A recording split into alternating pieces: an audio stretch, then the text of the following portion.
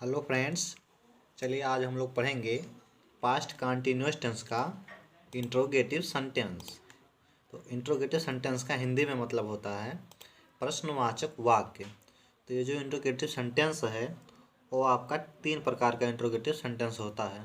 आप लोगों ने तो 2 ही शायद सुना होगा, लेकिन जो इंट्रोगेटिव सेंटेंस है वो 3 प्रकार का होता है। तो चलिए हम उसको एक एक करके देखते हैं कि वो तीनों प्रकार कौन कौन से हैं। तो पहला है, देखिए, पहला जो आपका है डायरेक्ट इंट्रोगेटिव सेंटेंस, यानी प्रत्यक्ष प्रश्नवाचक वाक्य। उसके बाद में जो दूसरा आपका है वो है इनडायरेक्ट इंट्रोगेटिव सेंटेंस, यानी अप्रत्यक्ष प्रश्नवाचक वाक्य। और जो तीसरा प्रकार है आपका वो है टैग इंट्रोगेटिव सेंटेंस, यानी पूछल्लू प्रश्नवाचक वाक्य।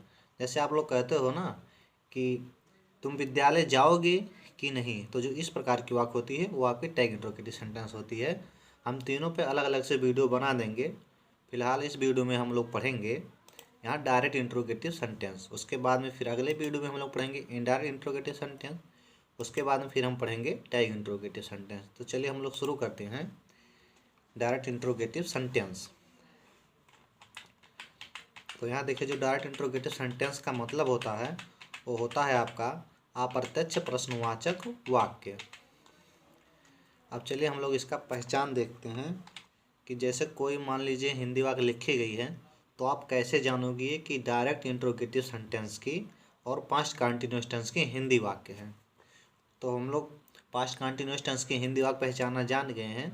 तो यहाँ हम लोग देखेंगे कि कोई भी पास्ट कंटिन्यूअस टेंस की हिंदी वाक्य लिखी गई है वो डायरेक्ट इंट्रोगेटिव सेंटेंस की कैसे होगी। तो यहाँ देख लीजिए, जिस हिंदी वाक्य के प्रारंभ में आपको क्या शब्द मिल जाए। ये देखिए, जिस हिंदी वाक्य के प्रारंभ में क्या शब्द आ जाए और उसका अंत किसी प्रश्नवाचक चिन्ह से हो, तो उसे हम लोग कहेंगे डायरेक्ट इंट्रोगेटिव सेंटेंस। फिर से देखिए, जिस हिंदी वाक्य का प्रारंभ क्या शब्द से होता है और अंत किसी प्रश्नवाचक चिन्ह से होता है, तो उस हिंदी वाक्य को डायरेक्ट इंट्रोगेटिव सेंटेंस की हिंदी वाक्य कहा जाता है। अब चलिए इसको हम लोग वाक्य से समझेंगे। जैसे देखिए, क्या राम मंदिर जा रहा था। तो यहाँ देखिए क्या है, क्या लिखा है, इसका नियम पहचानने का कि कोई भी हिंदी वाक्य हो उसके प्रारंभ में क्या शब्द आ जाए और उसका अंत प्रश्नवाचक चिन्ह से होना चाहिए। तो ये दोनों आप इस वाक्य में देख पा रहे होंगे। तो इस प्रकार ये वाक्य आपकी हो गई डायरेक्ट इंट्रोगेटिव सेंटेंस की। फिर चलिए दूसरा एग्जाम्पल देखते हैं।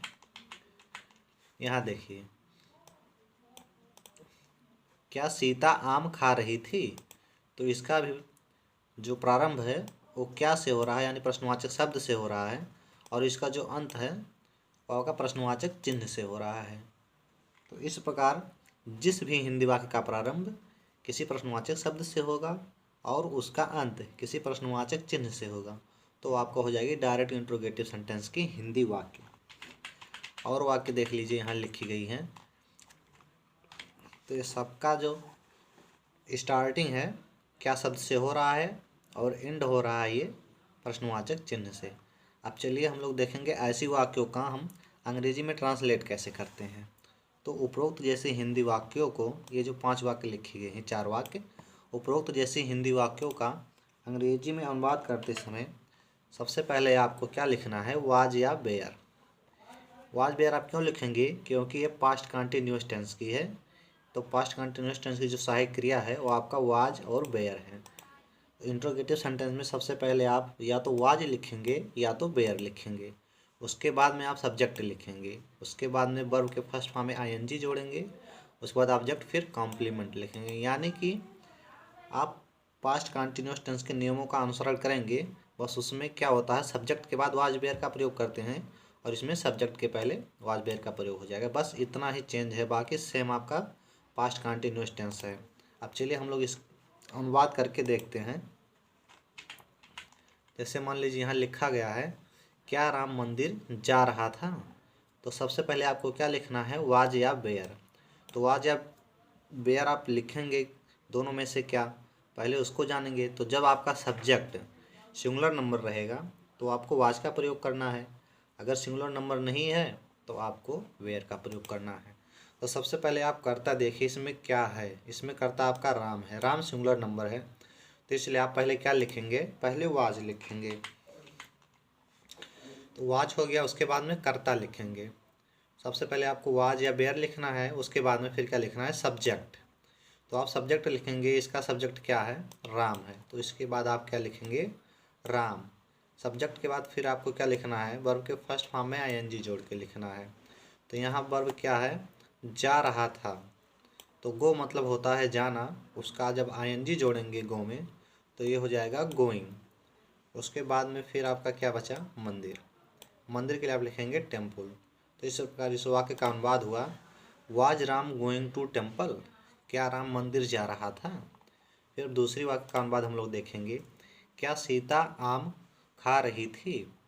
तो सबसे पहले आपको देखना है इसमें वाज लिखेंगे या बेयर लिखेंगे। तो सबसे पहले आप कर्ता देख लीजिए, इसमें क्या है, कर्ता आपका सीता है जो कि एक वचन है, तो एक वचन के साथ आपको क्या प्रयोग करना है, वाज। तो सबसे पहले आप क्या लिखेंगे, वाज। उसके बाद में आप लिखेंगे सब्जेक्ट, सब्जेक्ट इसका क्या है, सीता है। तो वाज हो गया, वाज के बाद हम लोग सब्जेक्ट लिखेंगे, सब्जेक्ट इसका क्या है, सीता है, तो सीता हो गया। उसके बाद में क्रिया के फर्स्ट फॉर्म में आईएनजी जोड़ेंगे, तो इसमें क्रिया क्या हो रही है, खाने की क्रिया हो रही है।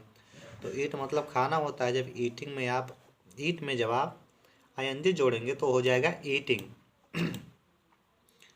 उसके बाद में यहाँ बचा आपका आम, उसके बाद में तो इसके बाद में आप लिखेंगे ए मैंगो। इस प्रकार इस वाक्य का अनुवाद हुआ, was Sita eating a mango.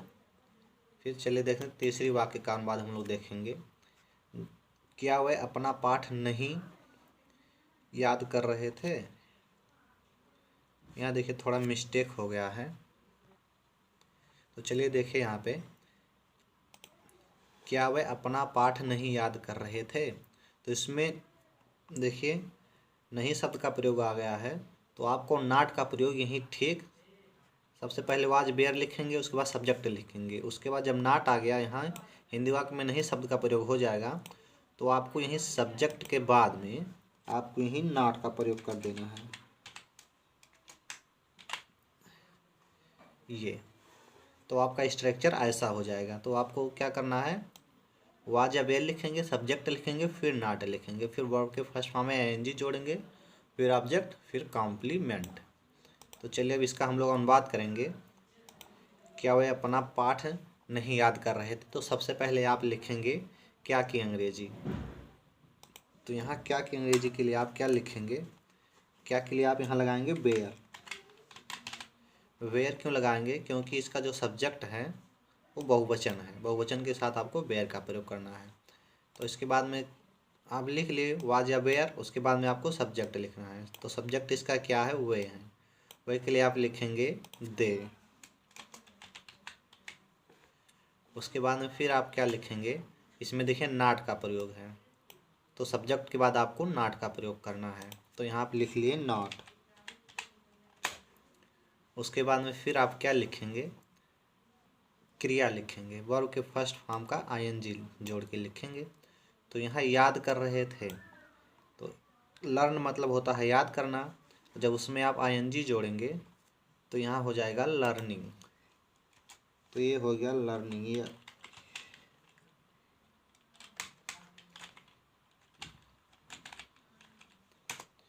Learning हो गया। उसके बाद में अपना पाठ, तो अपना पाठ के लिए आप लगाएंगे देयर लेसन।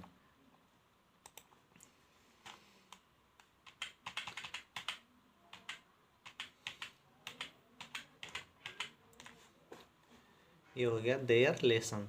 अब यहाँ देखिए देयर का प्रयोग क्यों हुआ, चलिए हम इसको आपको बताते हैं।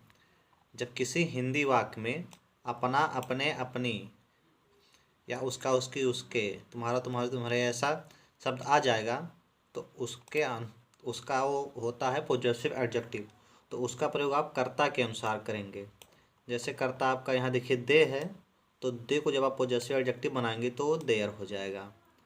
यहीं पे अगर आई होता दे के स्थान पे तो यहाँ माई हो जाता, यहाँ बी होता तो यहाँ आवर हो जाता। तो कर्ता के अकॉर्डिंग आपको पॉजेसिव एडजेक्टिव का प्रयोग करना है। चलिए हम लोग अब चौथी वाक्य का अनुवाद देखते हैं। क्या हम दिल्ली जा रहे थे? तो सबसे पहले आपको वाज या वेयर का प्रयोग करना है। तो इसका कर्ता हम है यानी बहुवचन है, तो बहुवचन के साथ आपको किसका प्रयोग करना है? वेयर का प्रयोग करना है। तो सबसे पहले आप वेयर लगाएंगे, उसके बाद में लिखेंगे सब्जेक्ट।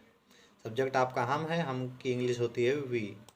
उसके बाद में आप वाक्य के अंत में चले जाएं और वाक्य के अंत से प्रारंभ की ओर ऐसे अनुवाद करते हुए आएंगे। तो जा रहे थे, तो अब जा रहे थे कि अंग्रेजी होता है गो, उसमें आईएनजी जोड़ना है आपको, तो हो जाएगा गोइंग। उसके बाद में ये आपका बचा दिल्ली, गोइंग। उसके बाद में लगाएंगे टू और दिल्ली। जब देखिए गो के बाद कोई स्थान सूचक शब्द लिखा जाता है तो गो के बाद टू का प्रयोग हमेशा होता है।